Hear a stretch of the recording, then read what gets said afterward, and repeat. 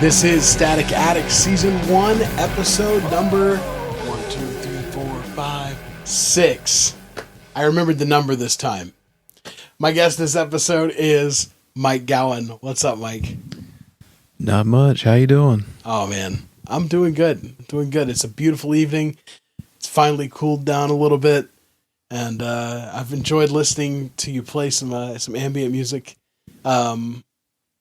We're gonna get to know you in just a minute, but let's go straight to some music. Let's do it.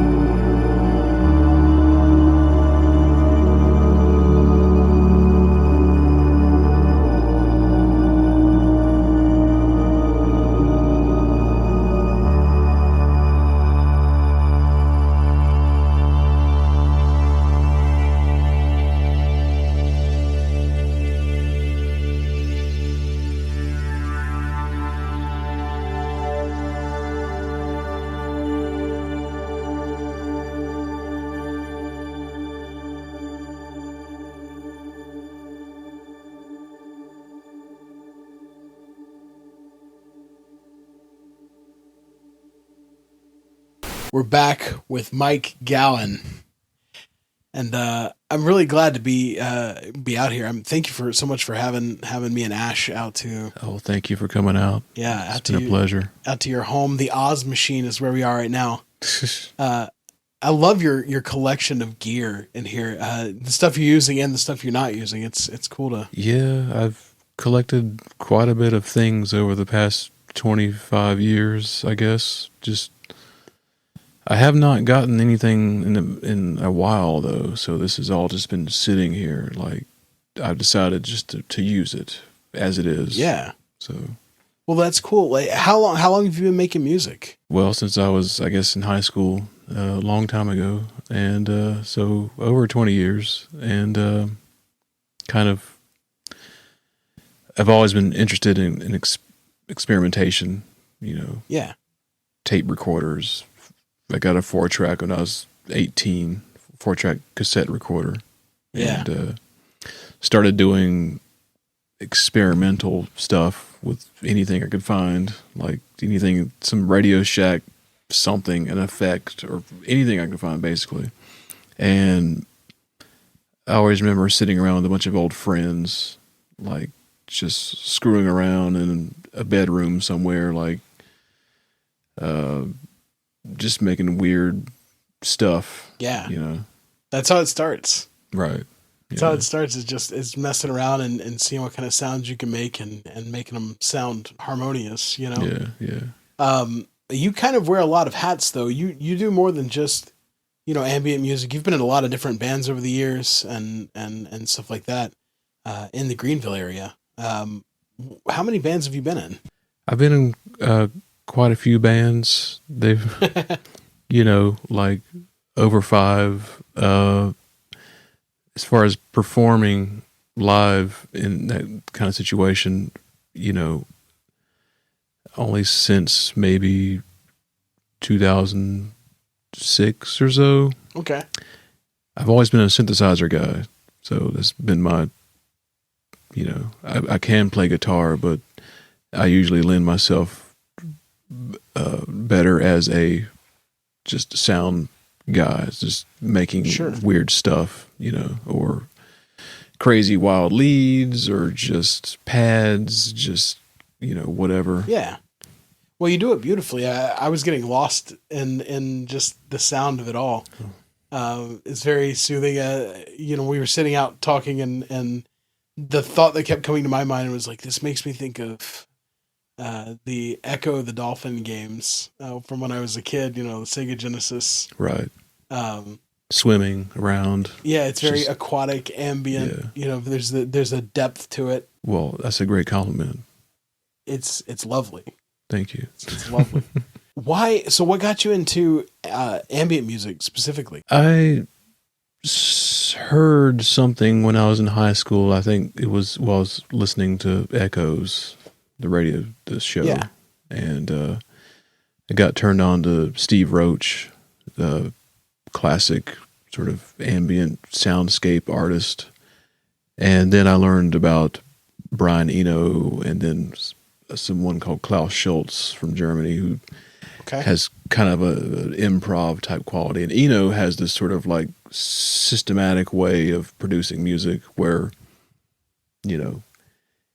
you have these audio loops, for example, that are at different lengths, and they just happen to create great sounding music. And that's kind of what I try to do live sometimes, is sort of carve out something with different timed loops, and then they in a way generate something on the fly, and that mode of thought sort of stuck with me for a long time, and here I am many years later still trying to develop that same process. I mean, there's no hard and fast rules for making this kind of music, so which is another thing I love about it. So tell me a little bit about your process for creating and producing the music you make. I would also like to know a little bit, like, what's kind of the inspiration you draw from? Where do you go when you're actually sitting at the keys? Where do you go in your head? Um, I think of it as sort of being like a painter, like someone doing an abstract painting. Okay. You know, where you have a giant canvas on the floor and you're just dripping paint everywhere. It's colors blending and blurring things together, and Sure.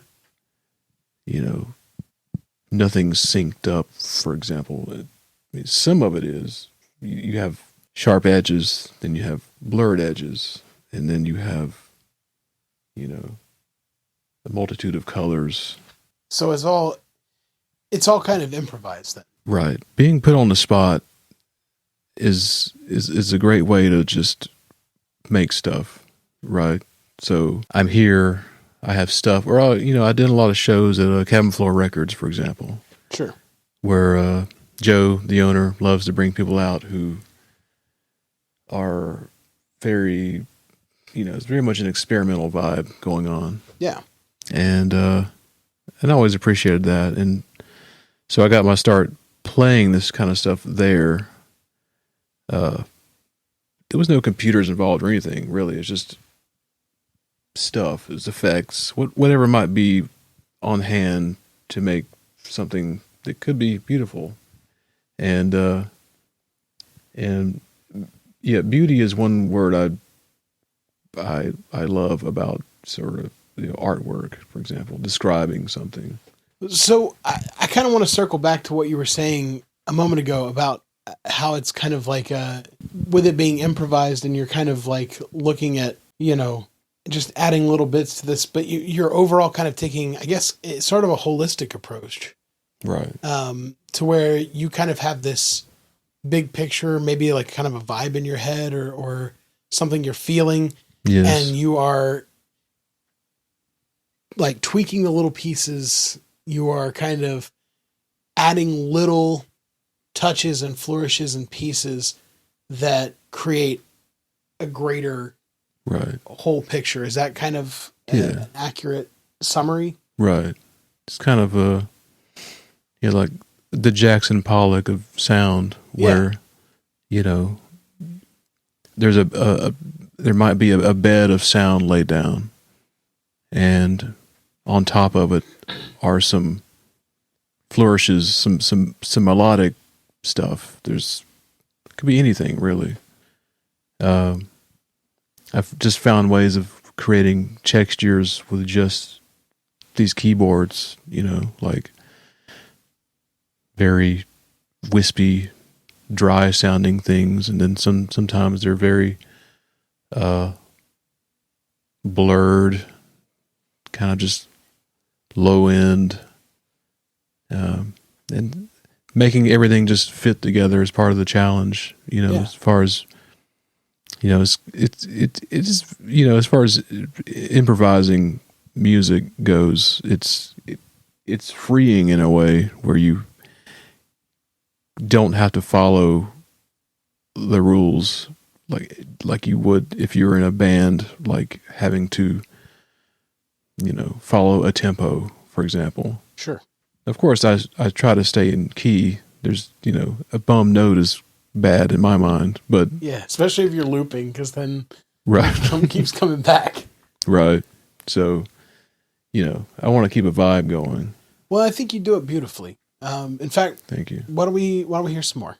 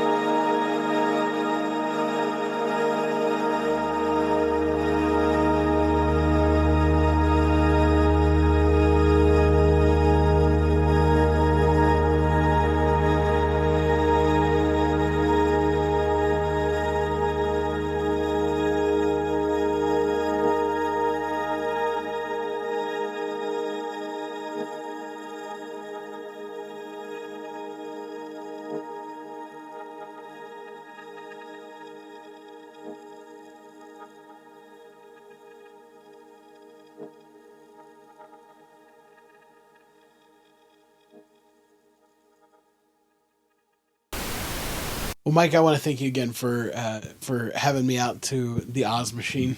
Thank you. Yeah, it's such a cool little space. I love what you got going on in here. It's very comfortable. It's very cozy, and it's a great spot for creating great work. Where can people find more of your work online? I've got a few albums on Bandcamp. There's one on Spotify and or Apple Music. They're all under Mike Gowan, or It's under Mike Gowan. Okay, Yeah. cool. And is everything you've put out more along the lines of like ambient music, or have you done a few other things that you want to plug? Or My solo work is all sort of experimental. yeah. Yeah. Again, thanks so much for being here, and thanks for having me out. It was really cool. Thank you so much for doing this. Thank you so much for tuning into this episode of Static Attic. This show will air on Twitch, and then in a few days it'll be available on YouTube, Spotify, Apple Podcasts, pretty much anywhere you can find podcasts. Of course, if you'd like to support this show, if you got a little extra cash, something like that, consider throwing us a Twitch sub, Prime sub, something like that, maybe some bits, or if you'd like to do something more regular, patreon.com/staticatticpod. That's probably the best way to support this show, to help us make it bigger and better. If you can't afford Patreon, maybe just leave us a review on Apple Podcasts. Things like that help us grow visibility and helps us make our friends famous. You deserve great music, and there are so many great artists out there to hear. People doing something a little bit different than what's on the top 40 on the radio. Until next time, thank you for watching Static Attic.